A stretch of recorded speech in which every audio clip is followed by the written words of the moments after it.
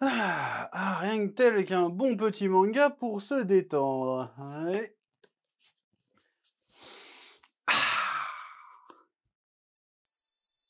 Oh, c'est quoi ça?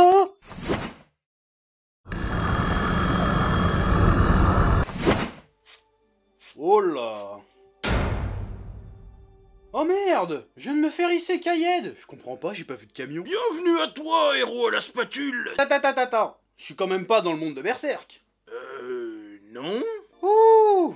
Ah, je suis soulagé! Non, c'est parce que je tiens à mon intégrité anale quand même. Bon, sinon, c'est quoi les bails? Nous t'avons invoqué car notre monde court un grand danger. Et tu payes combien? Et on n'a pas une thune, mec. T'as vu la gueule de mon costume? Ah! Et du coup, je peux au moins avoir un harem, au moins, quand même. Si vous voulez, vous pouvez vous accoupler avec ma fille, la princesse Curbette. Salut! J'adore les grosses sucettes au caramel. Ok, alors moi en fait j'en ai rien à foutre de votre monde de merde, alors je vous emmerde et je rentre à ma maison. Allez, ramenez-moi chez moi maintenant. Bah non, vous devez d'abord accomplir votre quête, c'est le seul moyen de lever l'invocation. Ah, d'accord, et si c'est moi qui détruis votre monde de merde, il se passe quoi? Quoi? Comment? On verra bien, tu sais, moi niveau jeux vidéo, je suis pas trop orienté JRPG. Je suis plutôt GTA.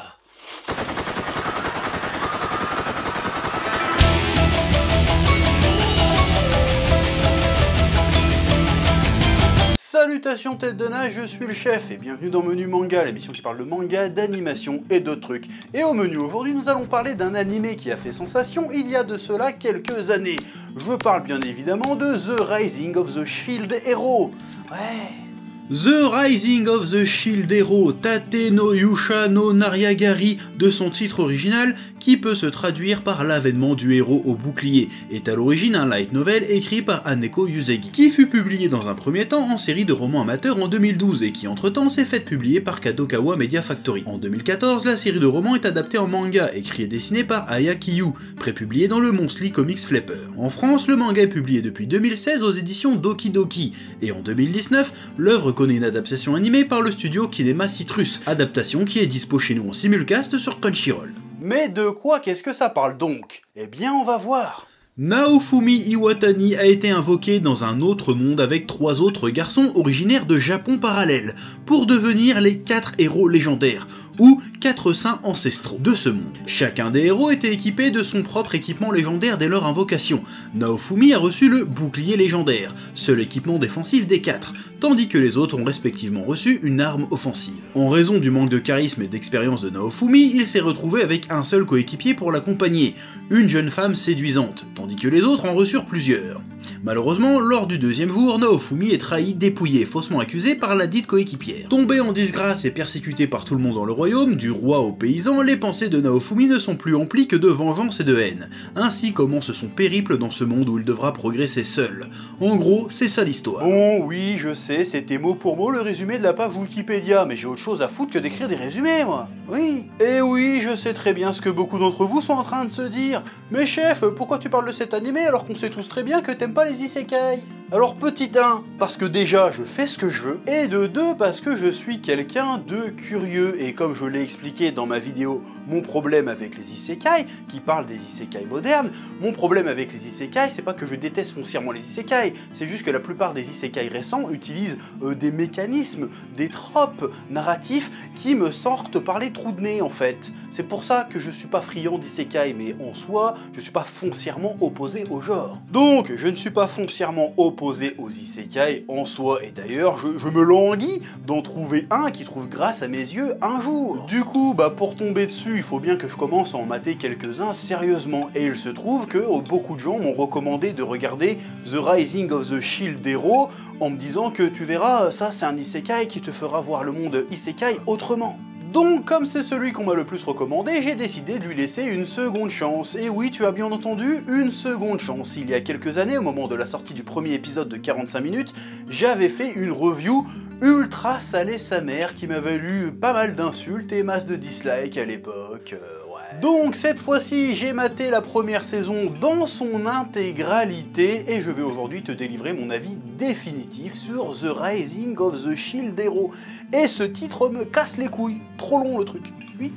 Et franchement, C'est pas totalement à chier en vrai, mais c'est pas ouf pour autant. Abonne-toi, mets la cloche. Sinon, plus sérieusement, je préfère prévenir tout de suite, je vais sans doute spoiler à mort dans cette vidéo. Hein, donc t'étonne pas, si tu n'as pas encore vu cet animé et que tu souhaites le découvrir plus tard et que tu veux garder le suspense, ne regarde pas cette vidéo, barre-toi. Et si t'en as rien à foutre du spoil et que t'as déjà vu l'animé, tu peux rester bien évidemment. Après, attention, hein, je parle de spoil pour pas susciter l'ire des fragiles. En réalité, dans cet animé, il n'y a pas trop matière à spoil. Hein. C'est pas comme dans Shingeki no Kyojin, c'est pas comme si je te racontais que machin il meurt. Là, franchement, il y a strictement rien à spoiler dans cet animé en vrai. On n'est vraiment pas sur un animé type thriller à suspense. Hein, c'est pas le délire. Bon, déjà je vais revenir sur le premier épisode, qui même des années après est toujours une torture à regarder pour moi. C'est une des pires introductions que j'ai vues, c'est feignant, c'est laborieux, c'est débile. C'est typiquement pour ce genre d'intro à la zob que j'ai un problème avec les isekai. Et même en mettant de côté l'aspect isekai du bousin, on met de côté mon inversion des isekai. Le scénario est débile, et les personnages sont débiles. Bon, évidemment je suis pas débile, j'ai bien compris que ce qui a fait forte impression à la plupart des fans de l'animé dans le premier épisode, c'est justement le plot twist de fin d'épisode. Après s'être laissé séduire par la princesse Malty Melromarc, ce dernier se réveille dans une taverne, dépouillé de son équipement, de ses thunes, et en plus il se fait embarquer par la garde royale et conduit devant la cour, où la princesse l'accuse publiquement de l'avoir violé, ce qui est faux bien évidemment. Du coup Naofumi se retrouve sans oseille, sans équipement, et la moitié du royaume le prend pour un violeur. Du coup, il doit se démerder absolument tout seul dans ce nouveau monde armé uniquement de son bouclier. La fin de l'épisode 1 prenait un tournant d'une noirceur inattendue et annonçait un animé plutôt sombre, porté par un héros taciturne et désabusé. Et effectivement, c'était plutôt prometteur sur le papier. Cependant, il y a au moins deux problèmes. Premièrement, hormis la surprise du plot twist de fin et le revirement de situation qu'il y a à la fin, tout ce qui se passe dans cet épisode n'a absolument aucun sens. Rien de ce qu'il se passe dans ce premier épisode ne semble justifié. Ce premier épisode ne prend pas la peine de répondre à cette simple question. Pourquoi est-ce que tout le monde déteste Naofumi ? Les trois autres héros se foutent de sa gueule, le roi se fout de sa gueule, la cour se fout de sa gueule, et on ne sait pas pourquoi. Il n'est pas foncièrement différent des autres, il était plein de bonne volonté et aimable. La seule chose, c'est qu'il possède le bouclier. Et cette question n'est pas résolue de toute la saison, alors que c'est censé être l'information qui justifie toute l'histoire. La cohérence, la vraisemblance de l'histoire repose sur le pourquoi Naofumi est rejeté et calomnié. C'est comme si au tout début de Naruto, on nous expliquait à aucun moment pourquoi les habitants de Konoha le détestent. Il manquerait quand même un gros morceau de l'histoire quand même. Alors si, à un moment on nous dit que c'est parce que le roi détestait l'ancien héros au bouclier, mais toujours sans nous dire pourquoi il le déteste, bordel. Même dans la série, on finit par nous expliquer que le roi Melromarc n'était pas censé invoquer les 4 héros. Normalement, tous les royaumes s'étaient mis d'accord pour chacun invoquer un héros. Mais le roi a décidé de tous les invoquer avant les autres, on ne sait pas trop pourquoi. Mais du coup, pourquoi, s'il pouvait choisir quel héros invoquer, il a quand même invoqué le héros au bouclier? On est d'accord que c'est débile, surtout qu'en plus il savait très bien que sa petite fille mentait, qu'il l'a jamais touchée et tout. Donc ça veut dire qu'il a mis tout ça en place, qu'il a fait tout ça exprès pour saquer et se débarrasser du héros au bouclier, alors que depuis le départ, le seul truc qu'il avait à faire, c'était juste de pas l'invoquer en fait. Et même son plan de le faire faussement accuser ne fonctionne pas, parce que concrètement, à part lui retirer le peu d'équipement qu'il avait, qui était de toute façon déjà minable à la base, il ne prend aucune action concrète contre Naofumi. En gros, il lui dit « Oui, ok, d'accord, t'as violé ma fille, mais comme on peut pas te tuer pour invoquer de nouveaux héros et qu'on peut pas te renvoyer chez toi non plus, eh ben on va te laisser repartir libre. Mais attention, hein, t'as intérêt de te repointer nous sauver le cul quand les monstres vont arriver quand même, hein. » Les gars, ils ont appris à rendre la justice sur Twitter ou c'est comment là? Je ne sais pas, et puis même, ils ont pas de cachot dans ce monde. Ils auraient pas pu au moins le foutre en tôle, un minimum? Plus tard, dans la série, on nous explique que c'est en partie à cause du culte des 3 héros, une religion qui vénère seulement les 3 premiers héros et qui considère le bouclier comme un démon.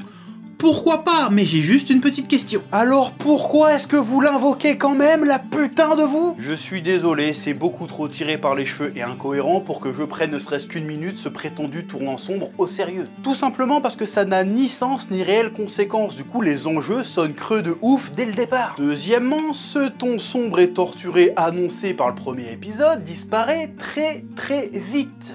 Déjà parce que les méchants. La princesse Malty. Le premier épisode nous laissait entrevoir une méchante calculatrice, perfide, manipulatrice, qu'on aurait toujours du mal à voir venir ou prévoir son prochain sale coup. Et en fait non. Elle est juste bête et méchante, littéralement. Pourquoi est-ce qu'elle a piégé Naofumi? Eh bien, juste pour le faire chier apparemment. Oui. Et après ça, dans la série, elle fait des crasses juste pour faire des crasses et rigoler comme une méchante. Elle triche, elle ment ouvertement, tout le monde voit que c'est une connasse, sauf les 3 autres héros qui croient tout ce qu'elle dit. Elle forme surtout un duo avec le héros à la lance, qui a la réputation d'être le plus puissant. Mais comme il est con comme une chaise et se fait constamment ridiculiser et mener à la baguette par Malty, Ils n'ont aucune aura menaçante, et au lieu d'avoir des antagonistes fourbes, cruels, calculateurs et dangereux, ce que nous laissait promettre le premier épisode, on se retrouve avec des antagonistes du level de la Team Rocket en fait. En vrai c'est ça, parce qu'ils passent les 3/4 des épisodes et essaient de lui piquer sa meuf avec ses oreilles de tanuki. Ouais, et oui, ils essayent de lui voler son Pikachu. Avec des boobs peut-être, mais c'est son Pikachu. Dans la seconde partie de la saison, de nouveaux antagonistes font leur apparition, avec cette fois un petit peu plus d'enjeux, mais des trucs quand même très éloignés du ton sombre qu'on nous avait promis avec l'épisode 1. Alors après, l'univers possède quelques éléments un peu hard, notamment quand ça aborde les questions d'esclavage et de racisme, mais c'est abordé avec une espèce d'inconstance dans le ton que ça reste difficile à prendre au sérieux. Au début, on nous dit l'esclavage c'est glauque, puis une fois que Naofumi achète Raphtalia, on nous fait comprendre que le lien entre le maître et l'esclave peut être magnifique et fort. Puis on finit la saison sur le passé tragique de Raphtalia qui va se venger du comte de Moncu qui l'a réduite en esclavage jadis. C'est quoi le propos en fait? L'esclavage c'est mal sauf quand t'es consentant? C'est chelou. Et surtout, il y a le personnage de Naofumi qui est tout aussi inconstant que le reste. Un coup, c'est un héros taciturne désabusé qui en veut à ce nouveau monde, et un coup, c'est un héros volontaire protecteur de la veuve et de l'orphelin avec des valeurs à protéger. Pour l'épisode d'après, repartir sur le héros taciturne animé par la vengeance. Vengeance dont il ne fera jamais rien pour tenter de l'assouvir d'ailleurs, alors que c'était censé être sa motivation de base. Le gars veut tellement pas être un héros qu'il finit par être le plus grand et peut-être même le seul vrai héros parmi les 4. Alors ok, on nous balance quelques scènes où il pète un câble en utilisant le bouclier de la malédiction. Dans ces scènes, Naofumi utilise un pouvoir vachement balèze qui se nourrit en quelque sorte et qui symbolise aussi sa colère et sa frustration vis-à-vis de ce monde qui l'a rejeté sans raison valable. En vrai, ça peut être une très bonne idée de faire un héros dont le pouvoir est alimenté par sa haine. Sauf que c'est un peu chelou de voir un héros dont la puissance est animée par sa haine du monde, et il utilise ce pouvoir pour sauver le monde qui lui fout la haine. C'est bizarre. Bon, en soi, je crois comprendre le délire, c'est pour montrer la dualité, l'opposition entre la haine et la frustration que ressent le héros vis-à-vis de ce que lui a fait subir ce monde, et en même temps sa nature profonde qui est éprise de justice et d'héroïsme. Donc je suis ok sur le principe, le problème c'est que les faits matchent pas trop, parce que dans les faits, à part à la capitale et surtout à part à la cour en fait, la réputation de Naofumi est refaite très vite. Il est surnommé le saint à l'oiseau divin, parce qu'il traverse le pays en défonçant les monstres et en soignant les malades. Et très vite, il n'est plus seul et rejeté, il est accompagné de Raphtalia, Philo et plus tard la princesse Melty, la gentille princesse, et en plus il devient rapidement cheaté et plein de thunes. Donc la question c'est pourquoi le gars a encore la haine? Justement, c'est un des enjeux résolus vers la fin, mais quand même je trouve ça très bizarrement fait. Ensuite, il va falloir qu'on parle d'un truc qui est revenu très souvent quand on m'a parlé de cet animé. Beaucoup de gens m'ont dit « Oui chef, tu verras, regarde cette série, c'est un isekai mais il est très différent des autres. » Et là j'ai envie de te dire... Pardon? Pardon?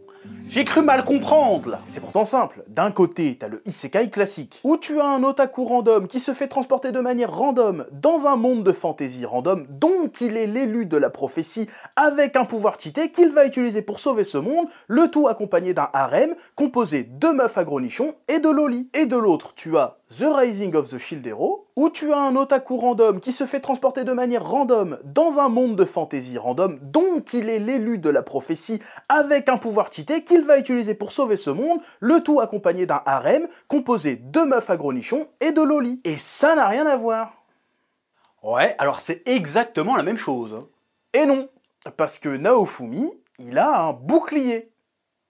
Bon, je suis désolé, mais une fois qu'on a clairement établi que le ton faussement sombre et torturé, c'était de la flûte, et qu'on a établi que la plupart des intrigues et des personnages étaient totalement débiles, J'aimerais bien que tu m'expliques en quoi The Rising of the Shield Hero est un isekai qui se démarque des autres. En quoi exactement il se démarque de la mêlée des isekai du genre qu'on se bouffe depuis des années. Alors ok, on pourrait nuancer en disant que lui, quand il arrive dans ce nouveau monde, il n'arrive pas directement cheaté, il est obligé d'aller farmer comme un porc pour obtenir son pouvoir. Mais justement, si le gars arrive à farmer autant, c'est parce que le pouvoir de son bouclier lui permet d'avoir un arbre de compétences infini. Donc du coup, il est quand même cheaté. Et sa team, je suis désolé, c'est 3 meufs qui sont amoureuses de lui. On appelle ça un harem dans le jargon. Alors en quoi, explique-moi, c'est foncièrement différent du reste ? Mais bref, passons. Tout ceci ne veut pas dire que cet animé n'a pas quelques qualités. Je pense personnellement que la chose la mieux réussie dans cet animé, c'est les relations entre les personnages du groupe de Naofumi. Les personnages sont certes très stéréotypés, mais attachants, et on croit en leur amitié. Les phases tranches de vie de l'animé sont peut-être même les moments les mieux écrits. Alors attention, ça pisse pas bien loin, mais il y a un minimum de vraisemblance. C'est suffisamment simple, épuré et sincère pour fonctionner. Contrairement à tout l'aspect fantasy, qui est un méli-mélo qui semble être totalement improvisé, tellement il y a plein de trucs qui n'ont aucun sens. Ensuite, les scènes de baston sont plutôt sympathiques. Pareil, y a rien de ouf, mais c'est lisible et pas tant que ça répétitif. Mais arrivé là, tu remarqueras sans doute que je n'ai pas encore abordé le fameux « qu'est-ce que ça raconte ?» Tout simplement parce que c'est pas évident de déterminer de quoi veut nous parler cette série en fait. Parce que, comme je l'ai dit, selon moi, les enjeux de base ont été très mal posés et sonnent un peu creux. Si on s'en tient au pitch de départ qu'on considère que l'arc narratif de cette saison consiste dans le fait de rétablir la réputation de Naofumi, on pourrait comprendre que l'une des réflexions de l'animé, l'un des grands thèmes de l'animé serait les apparences. Pour être un héros, sous-entendu une bonne personne, il ne suffit pas de paraître bon, il faut l'être réellement. L'important, ce n'est pas ce que les autres pensent de nous, mais ce qu'on pense de nous-mêmes, et d'agir en accord avec nous-mêmes. En s'affranchissant du regard des autres, Naofumi a pu s'élever et s'entourer de personnes qui l'aiment sincèrement pour qui il est, et pas pour ce qu'il est censé représenter. Les 3 autres héros, en revanche, vu qu'ils ne se reposent que sur l'image qu'ils renvoient aux autres, ne font que progresser de manière superficielle, et leurs soi-disant exploits sont en réalité que provocateurs de catastrophes. Il y en a un qui bute un dragon et qui laisse pourrir le cadavre, ce qui empoisonne l'écosystème et les gens qui vivent dans la montagne. Il y en a un qui plante une graine magique pour donner à bouffer à des villageois, et en fait la graine est maudite et le village est envahi par les plantes qui bouffent l'énergie vitale des villageois. Et lorsque les vagues arrivent, ils se concentrent uniquement sur les gains d'XP et oublient totalement de protéger les civils. De l'extérieur, tout le monde leur suce la bite et les acclame, mais en réalité ce sont des parfaits trous du cul. À côté de ça, j'ai aussi l'impression que ça essaye en Tsum Tsum de proposer une critique des élites, de marquer la différence entre les héros mis en avant par le système, qui en réalité servent les intérêts des élites, et le héros mis au banc par les élites parce qu'il sert avant tout les intérêts du peuple. Salaud! Et si c'était un peu mieux fait, ça aurait pu être vraiment pas mal. Et même si la série avait vraiment tenu les promesses du premier épisode en prenant un ton sombre et tortueux, ça aurait pu vraiment donner quelque chose de très intéressant et de vraiment différent pour se démarquer de tous les isekai actuels. Ce ton, s'il avait été tenu jusqu'au bout, aurait été super intéressant, surtout si on fait une analyse un peu méta. Parce que je crois comprendre que pour réellement apprécier les isekai actuels, artistiquement j'entends bien sûr, il faut les aborder de manière un petit peu méta. C'est-à-dire que les isekai parlent avant tout des otaku. Le meilleur exemple que j'ai en tête, c'est ReZero qui dans sa première saison parle clairement d'un otaku en pleine désillusion en mettant en scène un personnage con et frustré qui sert à rien. D'ailleurs j'en ai parlé dans un autre menu manga, va le voir. Et si on avait vraiment suivi la ligne dessinée par le premier épisode, le propos méta aurait pu être très intéressant. Les 4 héros invoqués viennent tous de Japon parallèle et sont tous des otaku qui ont parfaitement conscience de vivre une histoire d'isekai. Les 3 premiers se prennent clairement au jeu et ne prennent absolument rien au sérieux, et vivent leur meilleure vie de héros. Ils sont clairement en train d'échapper à la réalité, non seulement celle de leur monde respectif, mais aussi celle de ce monde, c'est-à-dire que des gens souffrent et qu'ils sauvent personne. Naofumi, lui, on ne lui a pas donné la chance de pouvoir s'évader, s'échapper de sa réalité. On l'a arraché à sa petite vie peinarde pour le propulser dans un monde qui lui paraît terriblement cynique, injuste et cruel. Et du coup, la désillusion arrive très vite. Au lieu de kiffer son aventure isekai pour s'évader, il est forcé et contraint de se confronter à une dure réalité. Il n'est pas dans un jeu vidéo, les gens meurent vraiment, te jugent vraiment, te trahissent vraiment. On pourrait interpréter ça de la manière suivante. Être un otaku, c'est bien, mais vivre uniquement dans le confort de l'illusion ne fera que te rendre idiot et méprisable. Alors que de se confronter à la réalité, même si elle paraît dure et cruelle, t'obligera à te dépasser et t'améliorer pour devenir une meilleure version de toi-même. Et tu auras beau tenter de la fuir, la réalité finira toujours par te rattraper d'une manière manière ou d'une autre. C'est ce qu'il finit par arriver aux 3 autres héros d'ailleurs. Et encore, là je suis parti dans une espèce de branlette intellectualo-artistique pour essayer de trouver du sens à ce bordel. Mais si en vrai j'analyse ça avec mon œil cynique habituel, je peux te proposer une analyse méta tout aussi valable. Hein.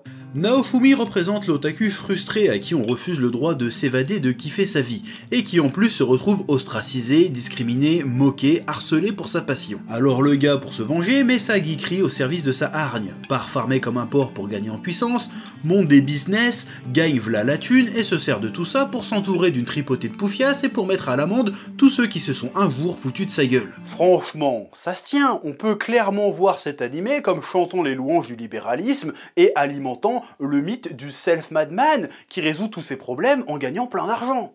Tu trouves que j'abuse? Il y a un épisode où il part sur une île ensoleillée pour farmer de l'XP et de l'oseille plus facilement. Si ça c'est pas une métaphore des paradis fiscaux genre Malte et toutes ces conneries, je sais pas ce que c'est, hein. Bah oui. Bon, j'avoue, là je me fous clairement de ta gueule, mais tout ça pour dire que cet animé est tellement décousu et part tellement dans tous les sens qu'il pourrait raconter à peu près tout et n'importe quoi. Après, j'ai bien compris, j'ai fini par comprendre que le principal intérêt des isekai, au sens moderne du terme j'entends, n'est pas de proposer forcément une histoire de dingue. L'objectif, l'intérêt principal des isekai, c'est l'immersion. L'immersion dans un nouveau monde. Suivre des personnages attachants, vivre leur quotidien dans ce nouveau monde. Et si en tant que fan d'isekai, c'est l'immersion que tu recherches avant tout, je comprends tout à fait ce qui t'a séduit dans The Rising of the Shield Hero, et je n'ai aucun problème avec ça. Parce qu'il faut de la diversité dans le monde, c'est ça qui en fait sa beauté, c'est ça qui le rend intéressant. Il faut que d'un côté, il y ait des gens qui aiment les isekai pour s'évader, et de l'autre, il faut des gens comme moi, qui aiment simplement les bons trucs. Ouh! Hop là! Tu peux rager en commentaire. Ah là là, c'est tellement facile de vous trigger. Mais sinon, sans vanne.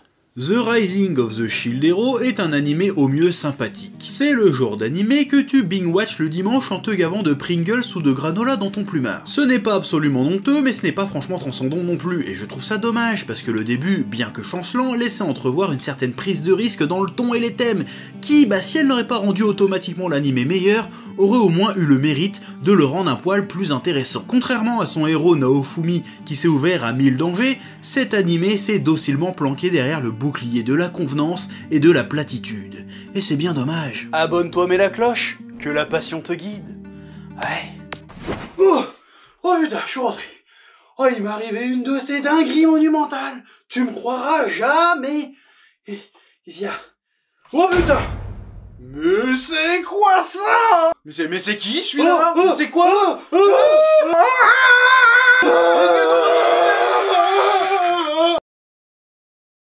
Eh oh, tu vas pas te barrer comme ça, hein? Tu vas laisser un pouce bleu? Un petit pouce bleu, hein? Puis tu regardes aussi les autres vidéos? Parce que voilà, tu t'abonnes? Ouais? Ouais.